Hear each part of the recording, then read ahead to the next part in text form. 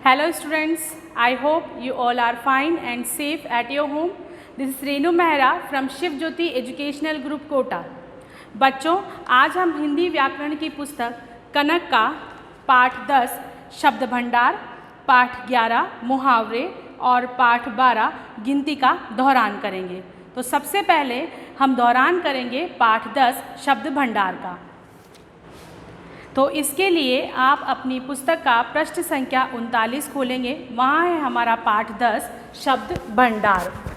तो बच्चों, जिस तरह से हम पहले भी पढ़ चुके हैं, पाठ 10 शब्द भंडार में शब्द जो हैं वो कई प्रकार के होते हैं, जैसे कि पर्यायवाची शब्द, विलोम शब्द और अनेक शब्दों के लिए एक शब्द।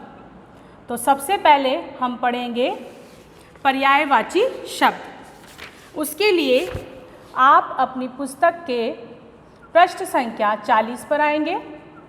वहाँ आपको मिलेगा पर्यायवाची शब्द। तो बच्चों, पर्यायवाची शब्द का अर्थ होता है समान अर्थ वाले शब्द, अर्थात ऐसे शब्द जिनके अर्थ समान होते हैं। ठीक है, जैसे हम बात करें चांद, चांद को हम चंदा भी कहते हैं और चंद्रमा भी कहते हैं। तो इसी प्रकार आप पृष्ठ संख्या 40 पर देखेंगे, आपको यहाँ कुछ शब्द दिए हुए हैं जिनके चित्र भी हैं और उनके पर्यायवाची शब्द भी हैं। तो इसमें आप देखेंगे कि गाय से लेकर के गज, जिसे हम हाथी भी कहते हैं, यहाँ तक के सभी शब्द आपके टर्म 1 में आएंगे। तो आप इनके ऊपर 1, 2, 3, 4, 5 और 6 जो है संख्या अंकित करेंगे। आपको सिर्फ इतने ही जो हैं शब्द याद करने हैं। तो सबसे पहले हम देखते हैं गाय। तो बच्चों, गाय जिसे सब जानते हैं, गाय को हम गौ भी कहते हैं और धेनु भी कहते हैं। क्या कहते हैं? धेनु। उसी प्रकार अगला शब्द है फूल। सभी जानते हैं फूल। फूल को हम कुसुम और सुमन भी कहते हैं। तो यहाँ हम देख सकते हैं कि इन तीनों शब्दों का अर्थ जो है एक समान है, इसीलिए ये एक दूसरे के पर्यायवाची शब्द कहलाते हैं। फूल के बाद है हमारा बारिश। सबको पसंद है बारिश। बारिश को हम वर्षा कहते हैं और बरसात भी कहते हैं। उसके बाद है हमारा शब्द पक्षी। पक्षी होता है हमारा खग और विहग।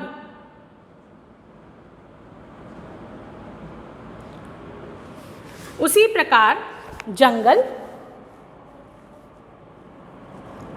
जंगल को हम वन कहते हैं और कानन भी कहते हैं। ठीक है बच्चों, और आखिरी शब्द है हमारा गज। गज जिसे हस्ती और हाथी कहा जाता है। तो बच्चों, ये है हमारे पर्यायवाची शब्द जो आपको सीखने हैं। बच्चों, अब हम देखेंगे विलोम शब्द। उसके लिए आप अपनी पुस्तक के पृष्ठ संख्या 44 पर आएंगे। वहाँ आपको दे रखा है विलोम शब्द। विलोम शब्द का अर्थ होता है उल्टे अर्थ वाले शब्द। अब पृष्ठ संख्या 45 पर देखेंगे, वहाँ पर हमें प्रश्न से लेकर दिन तक कुछ शब्द दिए हैं जिनके विलोम शब्द भी है। टर्म 1 में आपको सिर्फ यही शब्द याद करने हैं। इसके लिए आप प्रश्न शब्द से लेकर के दिन शब्द तक 1, 2, 3, 4, 5, 6, 7 और 8 संख्या अंकित करेंगे। तो बच्चों, जैसे कि हमने कहा अभी कि प्रश्न से हमें पढ़ना है, तो हम सभी जानते हैं प्रश्न हमारे हिंदी में आता है। तो प्रश्न का हम हमेशा क्या लिखते हैं? उत्तर। तो ये इसका विलोम शब्द क्या हुआ? उत्तर। उसके बाद शब्द है हमारा काला। काला का विलोम शब्द होता है सफ़ेद। उसके बाद आता है बच्चों हमारा शब्द है ईमानदार। तो ईमानदार का विलोम शब्द होता है बेईमान। तो बच्चों, इसका वीडियो हम पहले ही देख चुके हैं जो अपलोड हो चुका है, और मुझे उम्मीद है आपने देखा भी होगा, तो उससे ये पाठ आपको अच्छे से समझ में आया भी होगा। अब है शब्द हमारा हंसना। हंसना का सभी जानते हैं बच्चों, विलोम शब्द क्या होगा? रोना। उसके बाद हमारा शब्द आता है चलना, तो चलना का विलोम शब्द होगा रुकना। उसके बाद है शब्द सोना, तो सोना का विलोम शब्द होता है जागना। और जागना के बाद हमारा अगला शब्द है आना। हम सभी जानते हैं आना का विलोम शब्द होता है जाना। और अंतिम शब्द है हमारा दिन। दिन तो बहुत ही आसान है बच्चों, सभी को पता होता है कि दिन का विलोम होगा रात। तो ये हो गए हमारे विलोम शब्द। बच्चों अब हम दोहरान करेंगे अनेक शब्दों के लिए एक शब्द का। इसके लिए आप अपनी पुस्तक के पृष्ठ संख्या 47 पर आएंगे, वहाँ है अनेक शब्दों के लिए एक शब्द। अनेक शब्दों के लिए एक शब्द का अर्थ है कि हम वाक्यांश को या शब्दों के समूह को संक्षिप्त में लिखते हैं या एक शब्द में लिखते हैं। उसके बाद आप आएंगे पृष्ठ संख्या 48 पर, वहाँ आप देख सकते हैं कि कुछ शब्द आपको दिए हुए हैं, जैसे कि जो कपड़े धोता है वो कौन कहलाता है? धोबी। जो मिट्टी के बर्तन बनाता है कुम्हार। जो मिठाइयाँ बनाता है हलवाई। जो परिश्रम करता है परिश्रमी। जो आलस्य करता है आलसी। जो फल सब्जी खाता है शाकाहारी।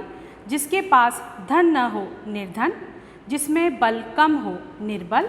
साथ पढ़ने वाला सहपाठी। तो ये कुछ शब्द दिए हुए हैं बच्चों। अब हम आपकी पाठ्य पुस्तक के अभ्यास कार्य को देखते हैं। पृष्ठ संख्या 48 पर आपको दे रखा है प्रश्न 1, वाक्य पढ़िए और सही शब्द लिखकर वाक्य पूरे कीजिए। यहाँ आपको कुछ शब्द दे रखे हैं और उन शब्दों को छांट करके आपको सही स्थान पर भरना है। जैसे आपको पहला दे रखा है क, रोहन कपड़े सिलता है, वह रिक्त स्थान है। तो कपड़े सिलने वाले को हम क्या कहते हैं बच्चों? कपड़े सिलने वाला कहलाता है दर्जी। तो यहाँ पर हम लिखेंगे दर्जी। इसी प्रकार अनमोल मांस खाता है, वह रिक्त स्थान है। तो मांस खाने वाला कौन हुआ? मांसाहारी। उसी प्रकार अगला है हमारा पक्षियों का घर रिक्त स्थान कहलाता है। पक्षियों का घर क्या कहलाता है बच्चों? घोंसला। तो यहाँ पर आएगा घोंसला। उसके बाद आखिरी है हमारा राहुल मेरा रिक्त स्थान है क्योंकि वह मेरे साथ पढ़ता है।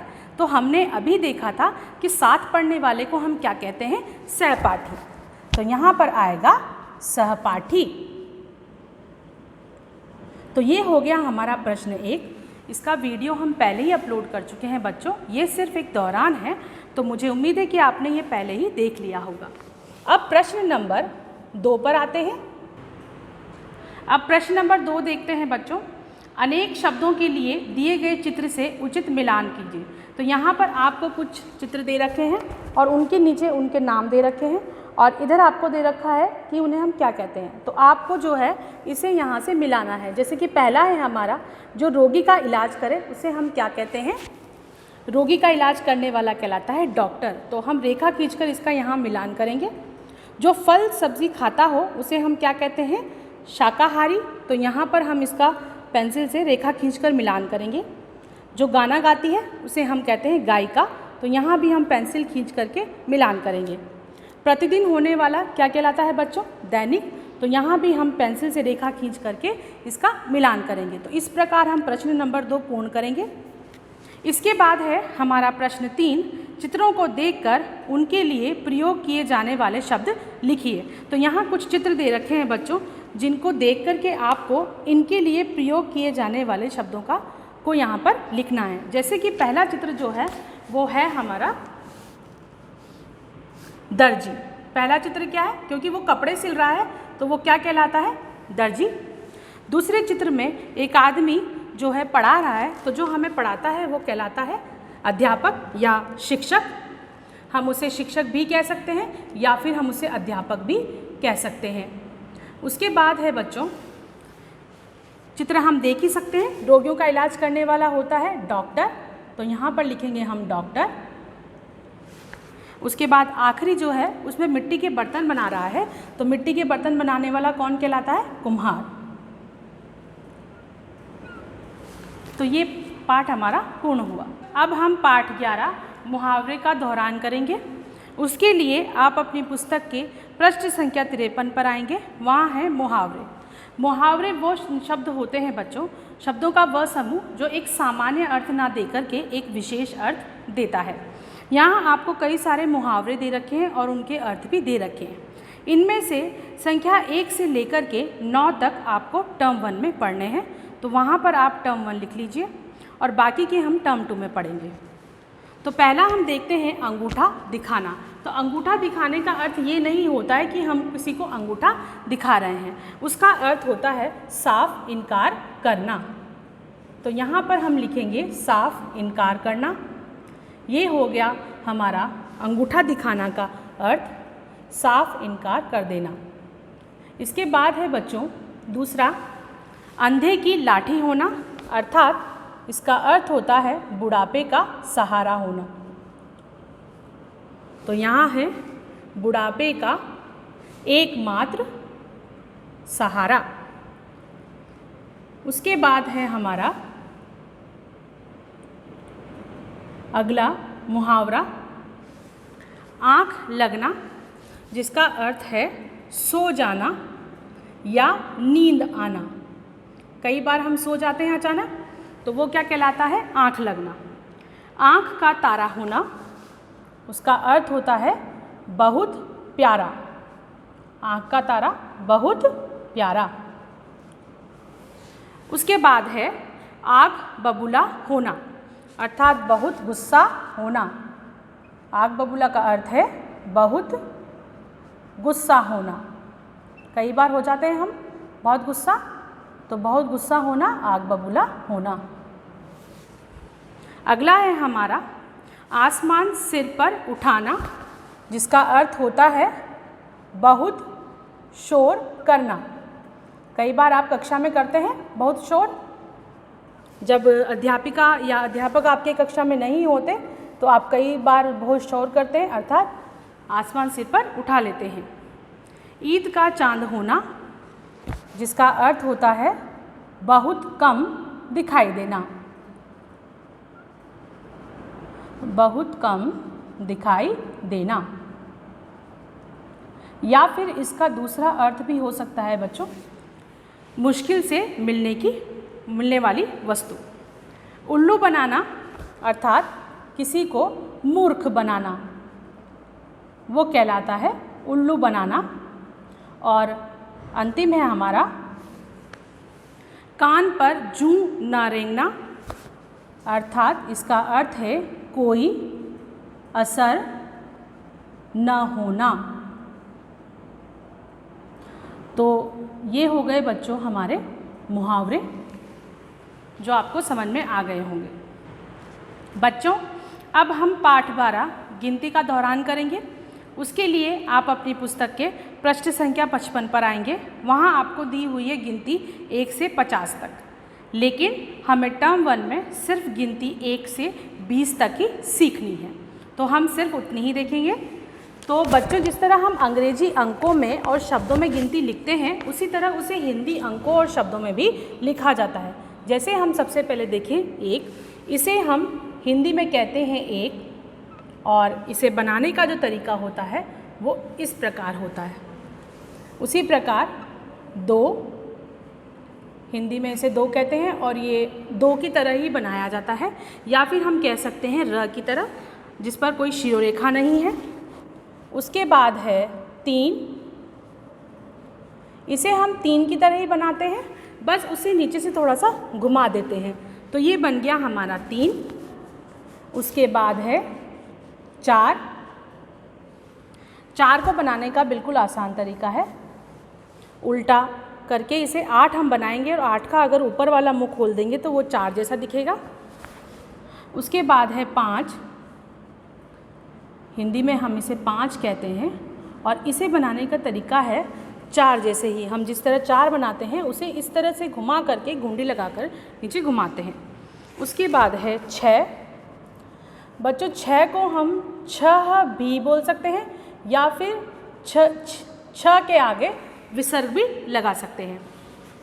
3 का उल्टा होता है 6। जिस प्रकार हमने 3 बनाया था उसको हमने उल्टा घुमा दिया तो बन गया 6। उसके बाद है 7। जिस प्रकार हम ऊ की मात्रा लगाते हैं बच्चों, 7 उसी प्रकार बनाया जाता है, बस हम ऊ की मात्रा को थोड़ा सा खींच लेते हैं। उसके बाद है 8। 8 बनाना भी बहुत आसान है बच्चों। इस तरीके से 8 बनाया जाता है। अगर हम इसे देखेंगे तो ये हमारी नाक जैसा दिखेगा। उसके बाद है 9। जिस प्रकार हमने 1 बनाया था उसी प्रकार 9 बनता है, बस थोड़ा सा हम उसे उल्टा कर देते हैं। इस प्रकार जिस प्रकार हमने 3 को उल्टा करके 6 बनाया था उसी प्रकार हम 1 को उल्टा करके 9 बनाते हैं। और उसके बाद है 10। 10 बनाना तो बहुत आसान है बच्चों। 10 क्या होता है? 1 और 0। तो यहाँ 1 के साथ हमने 0 लगा दिया तो बन गया हमारा 10। इसके बाद आता है बच्चों 11, जिसे हम 11 बोलते हैं, लेकिन वो 11 नहीं होता, वो होता है 11। तो इसका उच्चारण हम इस प्रकार करते हैं, 1 और 1 मिलकर बनता है 11। उसके बाद है 12, 1 और 2 मिलकर बना 12। उसके बाद 13, सभी को पता है 12 के बाद 13 आएगा और 1 और 3 मिलकर बनेगा 13। फिर है 14। उच्चारण सही करना बहुत ज़रूरी है बच्चों। तो 1 और 4 मिलकर बनेगा 14। उसके बाद 15, 1 और 5 मिलकर बनता है 15। फिर आएगा हमारा 16, 1 और 6 मिलकर बनते हैं 16। तो बच्चों जब हमें 1 से 9 तक की गिनती लिखनी आ जाती है तो उसके आगे हम कितनी भी गिनती लिख सकते हैं। उसके बाद 16 के बाद आएगा 17, 1 और 7 मिलकर बनेंगे 17। फिर आता है हमारा 18, 1 और 8 मिलकर बनेगा 18। उसके बाद है 19, 1 और 9 मिलकर बनेंगे 19। और अंत में है हमारा 20। बहुत ही आसान है 20 लिखना, 2 और 0 होते हैं 20। तो बच्चों मुझे उम्मीद है कि आपको ये तीनों पाठ अच्छे से समझ में आ गए होंगे। धन्यवाद।